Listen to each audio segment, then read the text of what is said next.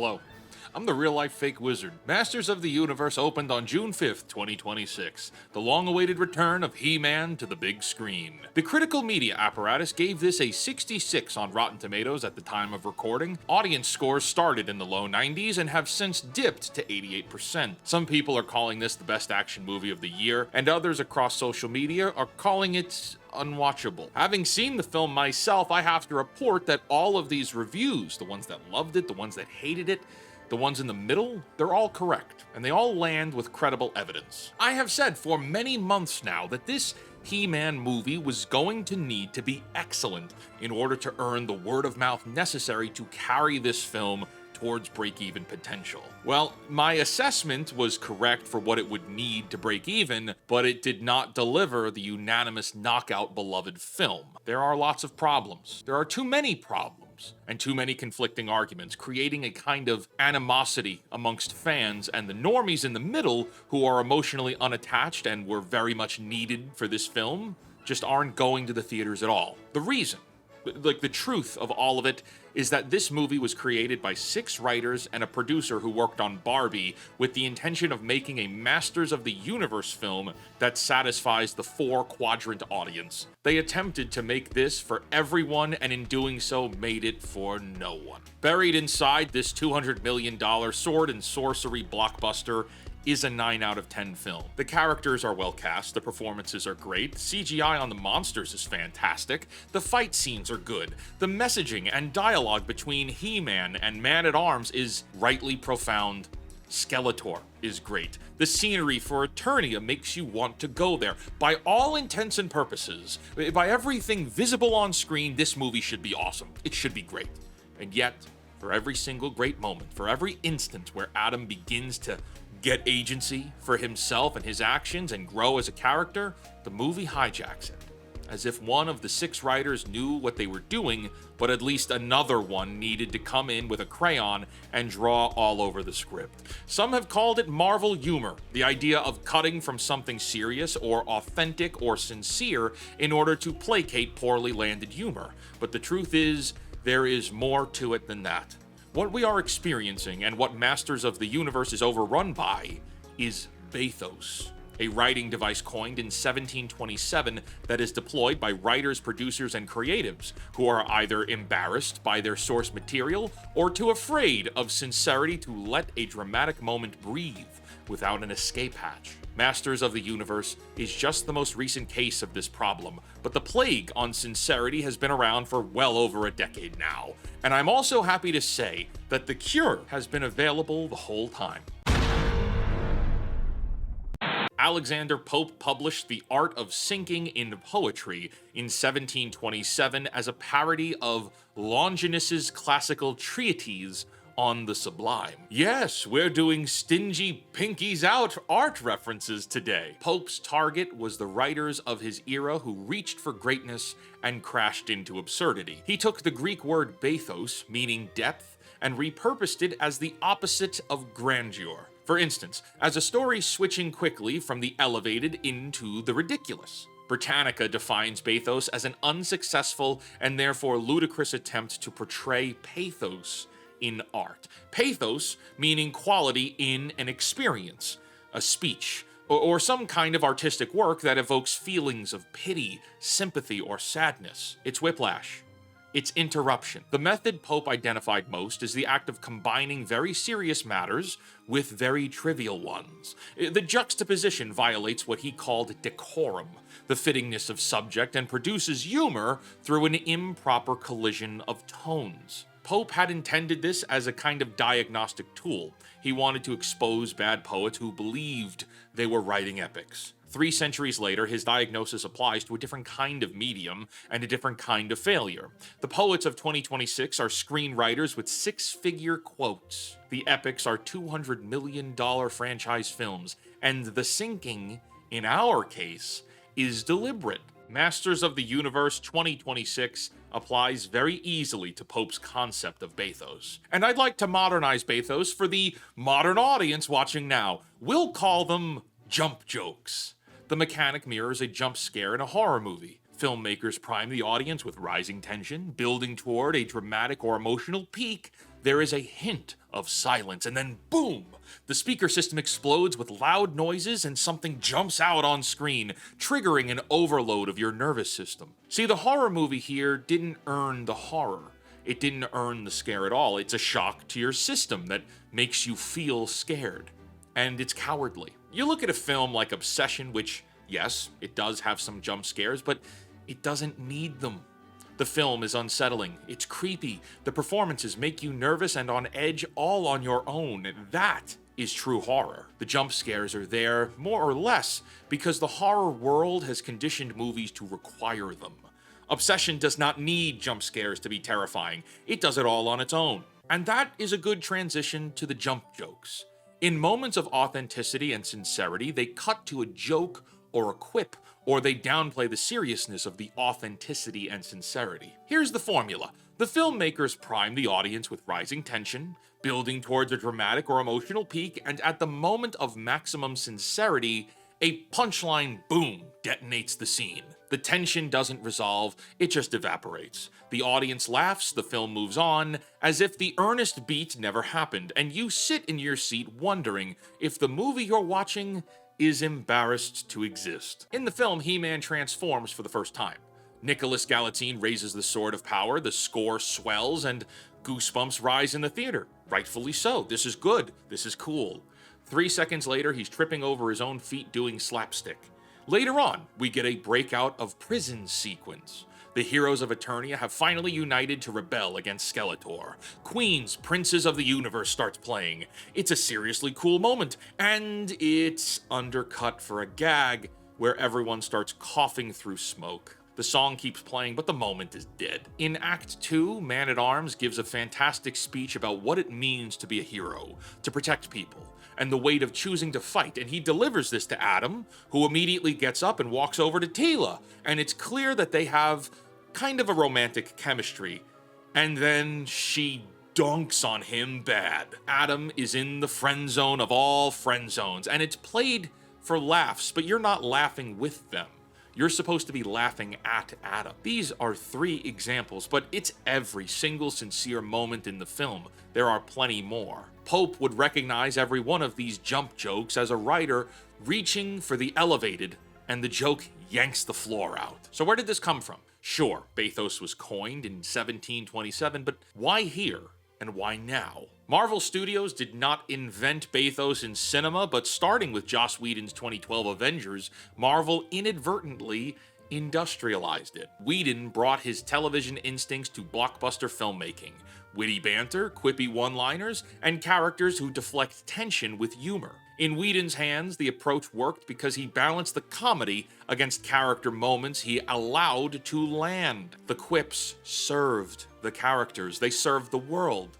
Drama had room to breathe. And then it continued, and it got worse. James Gunn's Guardians of the Galaxy in 2014 made it so industrialized quippiness was a requirement to ship Marvel movies. That humor is what sells. It became a formula, and the formula became a mandate. By Phase 4 and 5 of the MCU, dramatic moments exist to set up punchlines rather than the reverse. A film blogger observed in 2020 that the MCU is so concerned with avoiding cheesiness that it plays the safe option of undermining its own drama. Thor: Love and Thunder is a peak case study. Taika Waititi, who directed the tonal high-wire act of Ragnarok with enough control to keep the drama alive, lost the control in the sequel. Christian Bale gave a terrifying, committed performance as Gore the God Butcher. The script gave him a fraction of the screen time he deserved and undercut his menace with gags in his own scenes. Natalie Portman's cancer subplot, which should have carried the emotional weight of the film, kept getting interrupted by cringy Stormbreaker jealousy bits. Thor, who at this point has suffered every loss possible, I mean, really, let's square this up. Thor has lost his father, his brother, twice, all his friends. Sif was considered dead until Act 2 of Love and Thunder. He broke up with Jane before the movie starts. Mjolnir is destroyed. Natasha is dead. Tony Stark is dead. Steve Rogers is gone. Asgard has been destroyed. We learn in Endgame that he believes himself to be unworthy after failing to save the universe, and he battles, justifiably so, with depression. Wouldn't you? And then despite all of that, is still willing to keep fighting and to be a hero. Thor: Love and Thunder should have been the comeback for Thor, the redemption back to being and feeling like a hero after having lost everything. Redemption not for the audience, not for the world, but for himself. But instead of allowing the character to process all of this and come out of it, having learned and grown, they emasculate him. Constantly and consistently. A sci-fi blogger's review described it as, "It's not the jokes that are ill-timed, they've taken over the entire sensibility. It invades scenes and infects them." Thor arguably has lost the most in the MCU. Firstly, all of his loved ones and his home, but then the writers took his honor away too. And they killed Jane Foster just to make sure Thor loses at least one more loved one in every instance he appears on screen. Yeah, and there's a pipeline to all of this, a progression. Quippiness was used as a means of making light of seriousness in the world. You were laughing with the characters. You were laughing at Loki, who was the bad guy in Whedon's Avengers. Laughing at the villain while empowering the heroes. Like this is a good thing. It's okay, it's healthy, it's sincere. But as it evolved, it pivoted from laughing with the characters to laughing at them. The heroes are the jokes now, especially with the male characters. The Marvels, Ms. Marvel, She-Hulk, or any other superhero anything would never demoralize the female protagonists as they do the men. It's okay to mock and ridicule the protagonists if they are dudes who are battling with very real ideals of what being a man means. That's fine, isn't it, Hollywood? And so, by 2026, Travis Knight's Masters of the Universe doesn't give Adam the chance to just breathe and be a hero. Every single moment of greatness, and again, there are moments of greatness, is undercut by looking down the barrel of the lens at the audience and then pointing back at He-Man and saying, "Get a load of this guy. Isn't he stupid? He-Man is a stupid name, and you should feel shame for it." But they presented that in the form of jump jokes. Pope described bathos as a craft failure. In the 18th century, he considered poets who crashed from the elevated into the ridiculous that they did so by accident because they lacked the skill to sustain the height they aimed for. The key word here is accidental. Writers attempting something they were not capable of achieving. In 2026, the failure is deliberate. The filmmakers behind Masters of the Universe demonstrated in many sequences that this world, the actors, and this movie could sustain dramatic weight, but then the creatives involved robbed it away. A writer who deploys a joke after a dramatic beat is a writer who doesn't trust the beat they wrote. A writer who mocks the franchise's name in the closing scene is a writer embarrassed by the franchise. The final moment of the film is that the heroes of Eternia scoff at the name He-Man that Adam picked himself as he runs off to change clothes in a closet before flying off with Battlecat to save the day. And then credits roll. Writers would do this for many reasons. Maybe they're embarrassed with He-Man and the source material. Maybe they don't like He-Man at all. Maybe they don't like the name. Maybe they're afraid of how the audience will react, and so they use humor to undercut the sincerity, because at its core, sincerity is vulnerability. To be sincere and to be authentic is to be vulnerable. It's to stand upon what you actually think and feel and what you believe, and yes, social media can and will turn on you. Yes, they might call you cheesy or corny or goofy or all of the above, but to remain authentic is to take that risk. If the audience is laughing, no one can accuse the movie of taking itself too seriously. The film becomes critic-proof by becoming hollow. Now look around at the media today.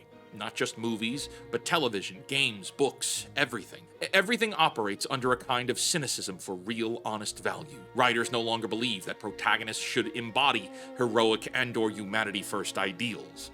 And that's not saying that every story should be sunshine and rainbows. Don't get my words twisted, that's not it at all. Look at all the properties that audiences have loved this year. Project Hail Mary, Sheep Detectives, Pragmata, even Resident Evil 9. All of these stories include characters that personify ideals of heroism, and they do so through the lens of vulnerability. They're vulnerable, and they must be vulnerable, because only by accepting your vulnerability can you surpass it and achieve what's most important and a key aspect of heroism: courage. President Franklin Roosevelt once said that courage is not the absence of fear, but rather the assessment that something else is more important than fear. You must recognize your own fear in order to beat it, to surpass it. It is the key reason why stories resonate so much with us, and why we have used stories as a vehicle to pass down knowledge and information for all of human history. We identify with the heroes in stories because they must overcome their fears and vulnerabilities in order to stand their ground and face the obstacle in their way, despite the dangers and the chance of death and/or failure. It's not a hero's job to win. That's something the Walt Disney Corporation has mucked up all the way back to Walt himself by nerfing the source materials he adapted. No, a hero's job is not to win. A hero's job is to try. And as we look at the media being produced today, the stories that resonate most with audiences are the ones that authentically have something worth saying, despite what XX Johnny XX, who's given up on his own life and believes he's going to be a SoundCloud rapper, might say on Twitter. The irony of shipping a He-Man Masters of the Universe film whose source material is objectively about becoming a hero and saving people was written by hacks who were too cowardly to commit to allowing him to just be a hero. And not just Adam, but everyone, everything. All the excellent moments of sincerity for all the characters in this movie are stolen away through the act of bathos. Hollywood will never learn. Executives will continue enforcing the 4-quadrant mandate regardless, because the mandate insulates them from blame when a film underperforms. We targeted all 4 quadrants. The IP must be dead, it's not our fault. 6 screenwriters will become 7 on the next franchise reboot. The next Boys action brand to receive a $200 million adaptation will hire a director with a track record of sincerity and then sand the sincerity out of the final cut. He-Man as a film franchise is done after this, my friends. If we get a She-Ra sequel or show like the mid-credits scene teased, well, that's what they always wanted anyway, right? It's not about He-Man anymore. He-Man doesn't sell. Let's do 6 seasons at $200 million apiece on a She-Ra Amazon Prime show. I'm sure the audience is going to tune in. And so that brings me back to you, the people. Let it lie. Let it all lie. The franchise deserved better than what it received. The audience deserved unabashed sincerity it didn't get. The film will join the catalog of properties that Hollywood was too embarrassed to celebrate and too cowardly to play straight. It's tanking at the box office right now and will slip into obscurity, and so be it. What we need now are original ideas from original people. And yes, we're seeing lots of that in the new media and YouTubers who are picking up cameras and making movies, and that's great, that's awesome. But what we really need is you, or your friends, or your siblings, the people around you, the people that you too could inspire, you yourself, learning how and telling stories that actually mean something, that actually have the courage to say something. I know right now that there are many of you who watch my videos and say that there are ideas in your head for stories you want to tell. Go and do it. Write. Figure it out. Learn. Fail. Fall. Get back up and try again. You got one life. You thought the Kevin Smith show was bad? Brother, they just killed He-Man again. This time to the tune of $200 million. The future is not in heroes of the past. They're in the keyboards that are in your pockets. They're in your pencils. You want a great example? Yeah, look at that Obsession film. It's an excellent film. Curry Barker is a 26-year-old dude who made YouTubes and TikToks and had a unique story to tell. Today, you have the power. The future is yours. Until next time, create, innovate, inspire others to do so as well. And for the love of God, cancel Disney Plus.